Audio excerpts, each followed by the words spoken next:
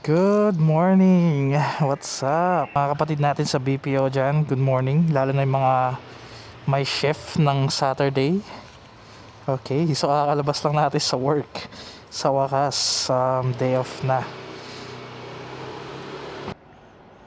Kanina habang nasa work tayo, sabi ko ayokong walang magawa sa day off ko. Kahit split off na tayo and parang hindi ramdam, di ba? Yeah, naisipan ko mag-ride. So habang nasa work kanina, nagse-search ako habang walang ginagawa. Nagse-search ako kung saan pwedeng pumunta, and ayun nga, nakita ko tong Cafe Alaya. Sa Magalang lang siya and malapit lang. So that's 46-minute ride. And yeah, nakita ko yung mga review. Ang sabi is affordable coffee, but masarap daw, pati yung breakfast, and also maganda yung ambience. So yeah, why not, di ba? So let's go. Samahan niyo ako pumunta ng Cafe Alaya.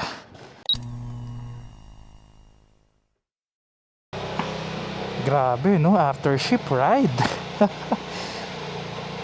Parang walang pagod, parang hindi nag-calls. Ganda ng XSR niya, oh guys, tinan nyo. Naka clip on siya, clip on na handlebar. So ginawang cafe racer yung setup. Pogi.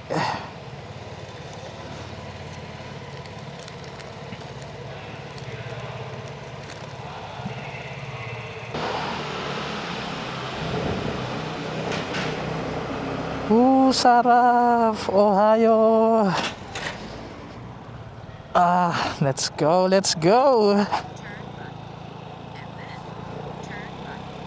Ba't dito niya ako pinadaan? Pwede dun eh, mas maganda pa nga, walang stoplight.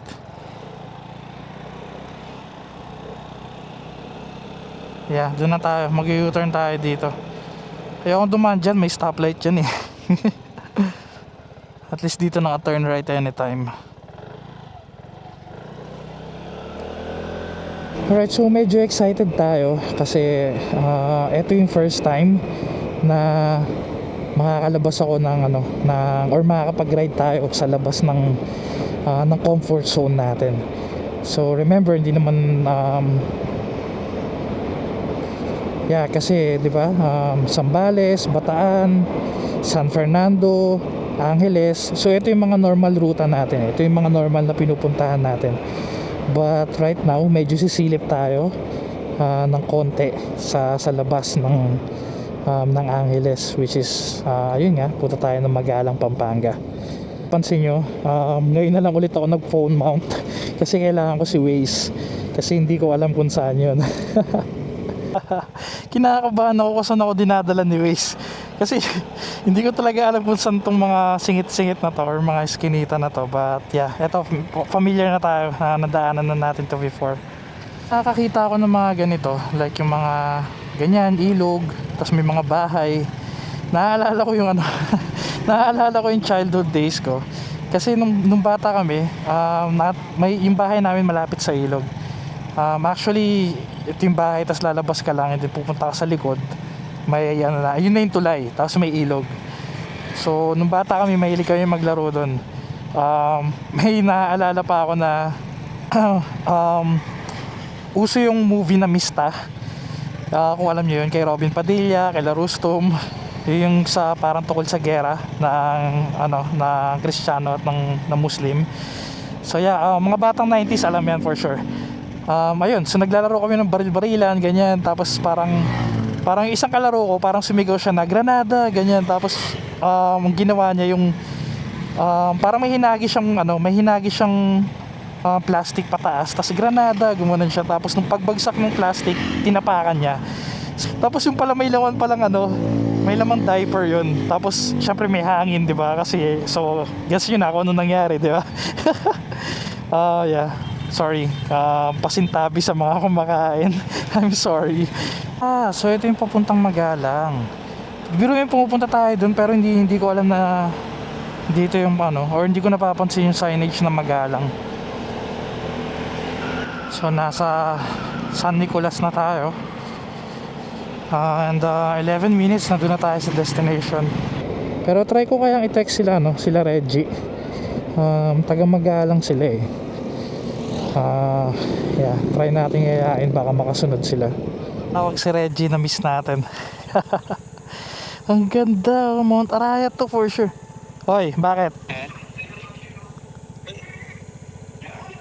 Kakalabas ko lang ng ano, kaka-out ko lang kaninang 8 AM, tas naisipan ko mag-ride.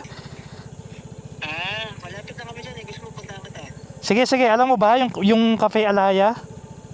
Oo, lagi kami dyan eh. Maganda ba doon? Oo, maganda doon. Ayun, sige, punta ka. Hindi. Oh, Alteza.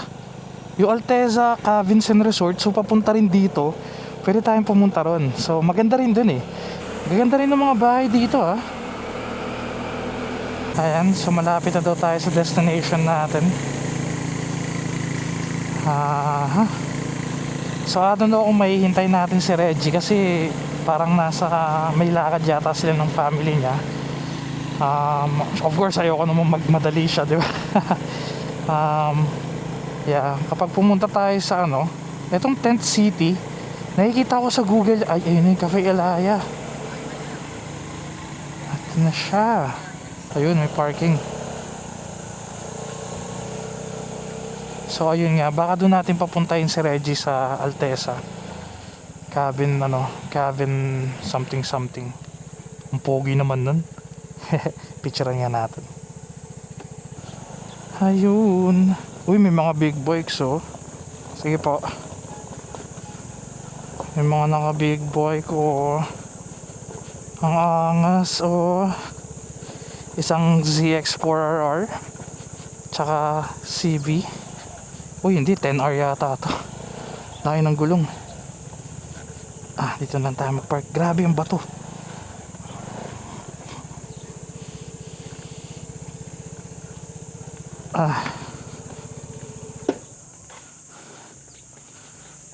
Yan, ganda ng lugar.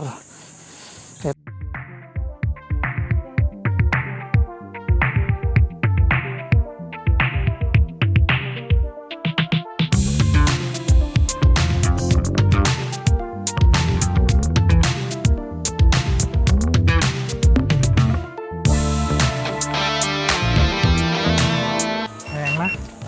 Tumunog na yung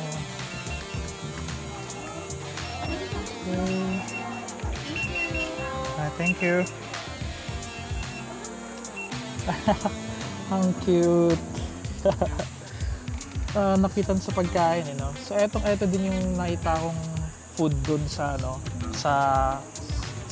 parang sa Google Map, ng Google Map natin. So kasama to sa images. Kaya sabi ko ba mukhang masarap. So yeah, medyo bago tayo pumunta rito, alam ko na kung anong orderin ko. So simulan natin sa coffee kasi medyo kayo na ko pa siya gustong tikman. Ayaw ko lang simulan kasi baka mamaya matagal pa yung food eh. Try na ako. So di tayo nagkape kanina sa office.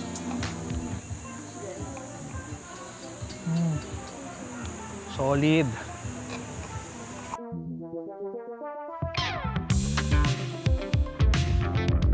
So yeah, ito yung Alteza Cabins. So malapit na lang tayo, like 1.5 kilometers. So ayan, 2 kilometers.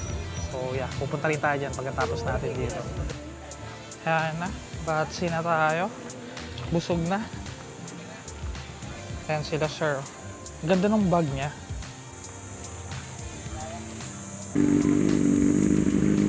Nakakasang tunog.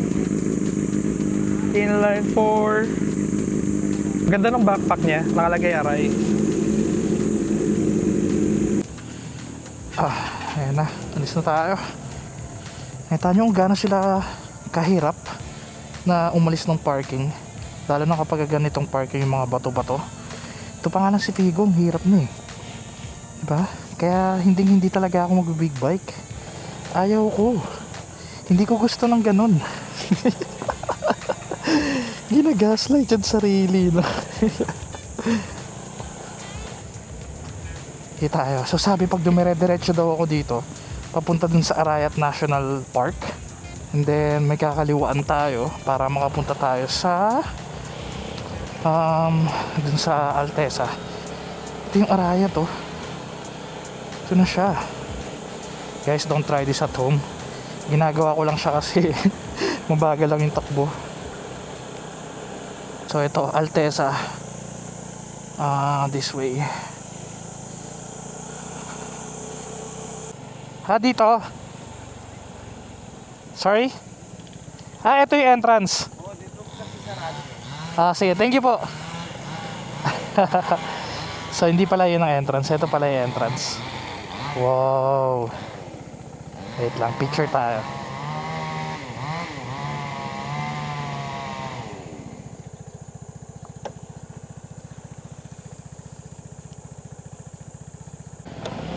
Okay, let's go. Saan papunta?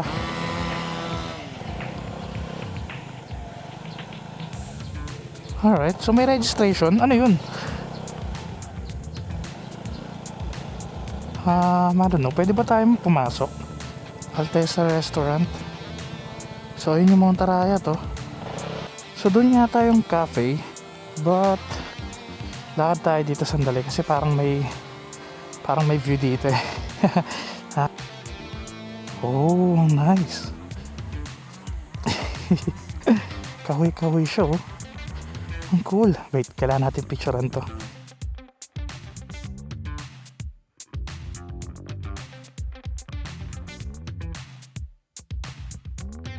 Ang ganda. No, pero medyo parang Japanese vibe yung datingan, no? Kaya ang ganda. Magkano kayang stage yan? Ang cute eh, oh. Tapos tingnan mo, mayroong pathway na ganito. Wow, ang ganda. For sure, mahal. Nakakatuwa. So hindi ko na siguro pupuntahan yung cafe. Doon siya sa dulo. Kasi dito lang okay na ako eh. Ito lang naman yung gusto ko talaga makita. Kaya tingnan din natin dito. Oh, ang cute. Ang old school.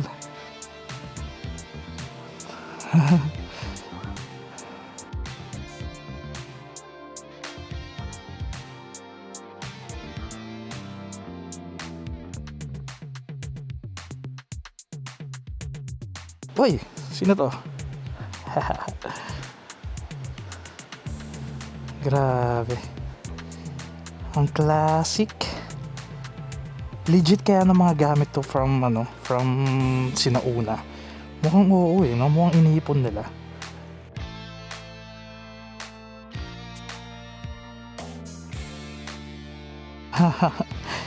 Okay, let's go. Feeling ko yung mga ganitong klaseng lugar, malamang ang pricey ng pagkain dito. But, yeah, I don't know. Yung lugar talaga kasi yung babayaran mo kasi it's a unique experience. So, bihira ka makakita ng ganito eh, na mga lugar dito sa atin. Or baka ako lang kasi hindi naman tayo talaga super galang-gala, no? Gala tayo or kaladkarin tayo kung tutuusin kasi madali tayong yayain. Pero, kung iisipin mo, konti pa lang ng napuntahan ko. Okay, let's go. Tsaka feeling kong ganda rito sa gabi. Okay, so ito yung National Park. Nakalagay banal na bundok. Yeah, tignan natin. Hindi ko nga lang alam kung saan pupunta or kung may entrance pa to or what not. But, let's see. Medyo mahirap So yeah, ito, packet tayo ngayon. Nakalagay yung Mount Arayat protected landscape.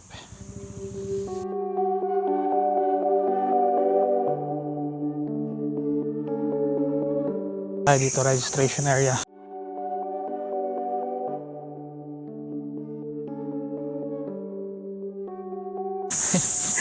Maling sapatos yung nagamit ko para sa trip na to. Hirap pa na malinisin ito. Narinig nyo ba yun? Parang ano ba yun? Kuliglig?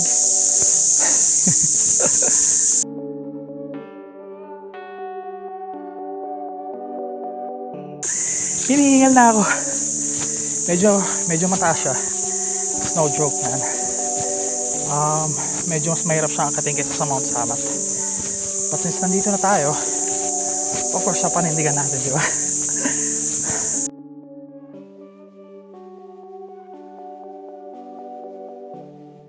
Budol si ate. Sabi niya dun lang sa bungad Matarik.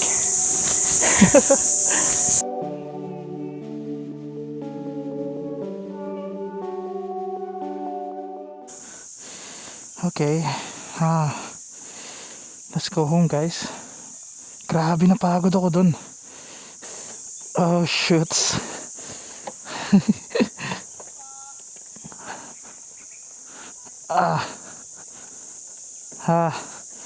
Wala na. Wala na tayong energy. Oh, okay. Alright. Whew. Oh my gosh.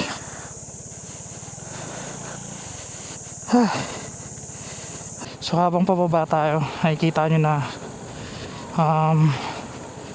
nagiging maaraw, no? So hindi siya talaga makulimlim. Makulimlim lang dun sa taas kasi maraming puno. But still, malamig pa din yung hangin kasi ayun nga, kasi maraming puno. Okay, so we have 9% left sa baterya natin. And bago malobat, I wanna do a shout out sa tropa natin kay Juju. So yeah, shout out sa'yo, brother. Salamat sa panonood ng mga memo vlogs ko. Shout out sa'yo, bro. Sana makaride tayo minsan, no? Grabe, parang feeling ko layo mo kasi. Nasa south ka yata no? But yeah, I hope someday makapunta dyan sa Escoteria na pinupuntahan nyo. Naliligaw na ako. Yeah, dito tayo. So ayun nga, let's end the vlog here. I hope nag-enjoy naman kayo. At ako'y inaantok na rin. Nakalimutan ko na galing pala ako sa shift, kung ano-anong pinagagawa ko. So yeah, pagdating natin sa bahay, I'll try my best to edit para ma-upload ko na rin, no? So yeah, again, thank you for watching. And if you're new to my channel, please do like and subscribe. And sa mga subscriber or viewers natin na taga dito lang sa area, so if may masasuggest kayong lugar, lagay nyo lang dyan sa comment section. And let's see, baka mapuntahan natin. Alright, so that's it for me. Casual Riding TV. See you on my next vlog. Bye. Ride safe and stay safe, guys.